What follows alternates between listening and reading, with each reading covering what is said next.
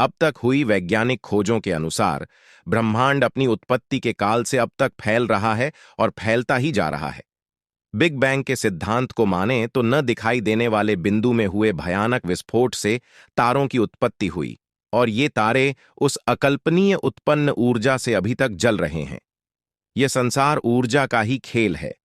वैज्ञानिक कहते हैं कि उन्हीं तारों के बीच ठंडे हो गए छोटे छोटे तारों में ही कहीं जलती हुई एक धरती भी थी, जो ब्रह्मांड के विराट रूप में मात्र एक कण के समान है। करीब करीब 400 करोड़ साल पहले आग के गोले के समान इस धरती पर एस्टेरॉयड की टक्कर से ऊपर अंतरिक्ष में आसपास बिखरे टुकड़ों के इकट्ठा होने से चांद बना। चांद के बनने से धरती पर एक नए युग की शुरुआत हुई। यह युग था धरती पर मौसम की शुरुआत का युग। चांद धरती को स्थिर रखता है और उसके मौसम को भी बनाए रखता है। चांद के होने के कारण ही धरती अपनी धुरी पर अच्छे से घूम रही है।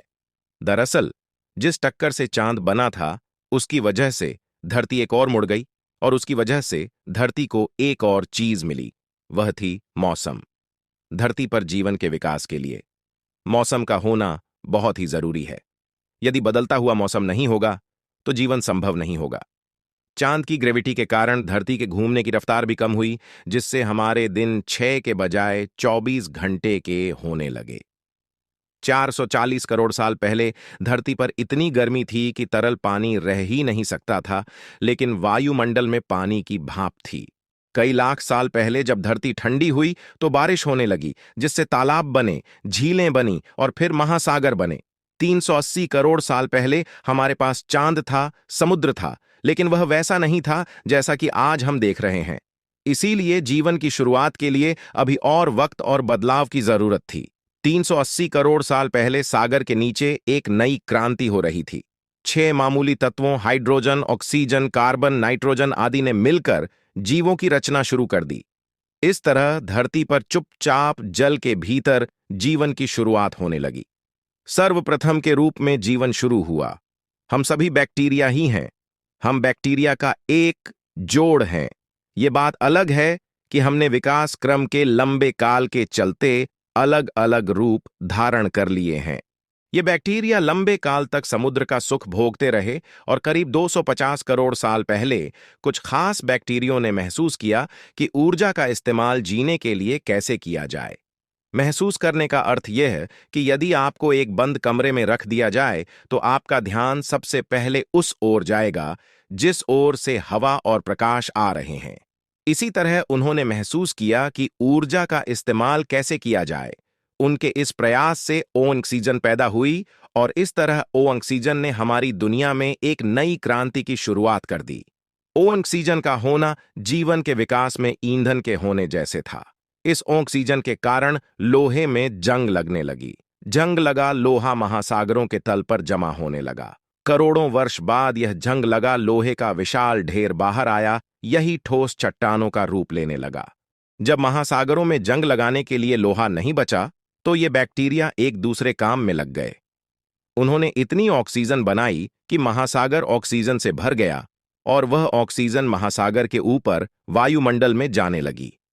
इसके बाद इस घटना से जीवन के विकसित होने में रफ्तार आ गई और जीवन ने एक लंबी छलांग लगाई। पहली बार किसी बैक्टीरिया ने ऑक्सीजन के सहारे भी जीना सीख लिया था।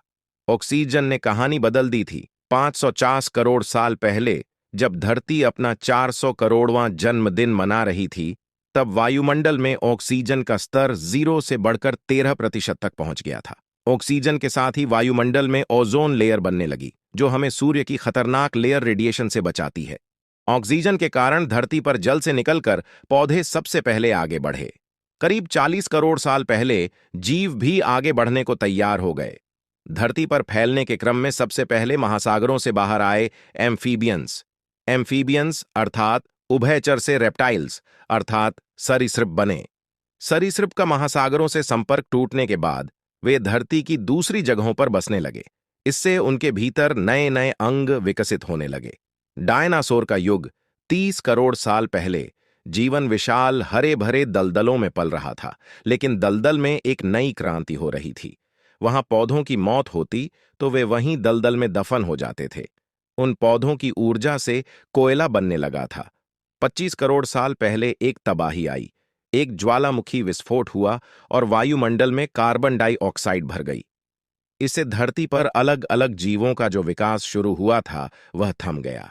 धरती पर रहने वाली 70% प्रजातियां खत्म हो गईं।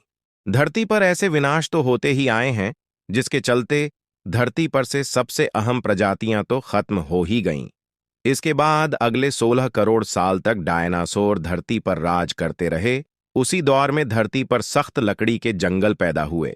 डायनासोर के शुरुआती काल में दुनिया भर की जमीन एक ही जगह जमा थी, जिसके चारों ओर समुद्र होता था, जिसे पैंजिया कहते थे, लेकिन अब वह अलग होने लगी थी।